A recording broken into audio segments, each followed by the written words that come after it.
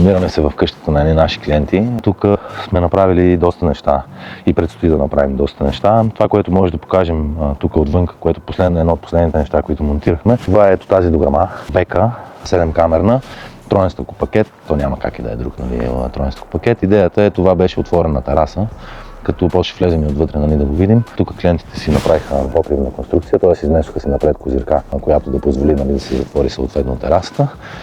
И след като беше готова, нали, металната конструкция, ние си взехме размерите и пуснахме съответно дограмата, като сме предвидели отвънка място за обръщане. Предвидено е за фибран, който да играе ролята на прекъснат термомост между метала и самата дограма.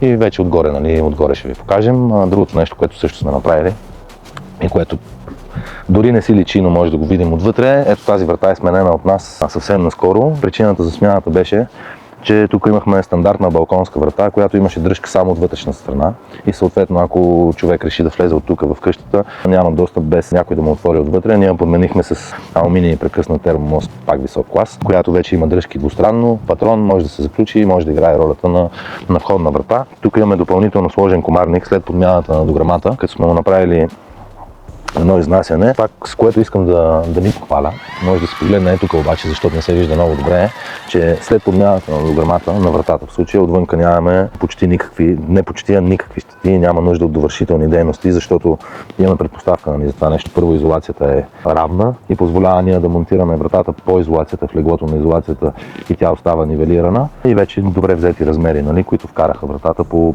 5 мм от всякъде и по този начин тя изглежда, че все едно не е сменяна отвънка и не е необходимо да се прави довършителна дейност. Ето е всъщност старата врата.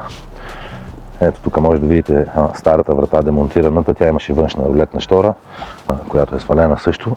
Интересното за монтажа на дограмата. Тук имахме и все още има.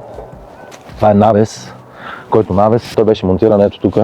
Виждат се все още болтовете. Понеже тази дограма няма как да влезе вътре по стълбището, се наложи ние да я дръпнем с въжета отвънка. Съответно този навес пречеше и клиентите си го демонтираха преди монтажа на дограмата, за да може ние, нали, съответно да я изтеглим и да я монтираме вече отвънка.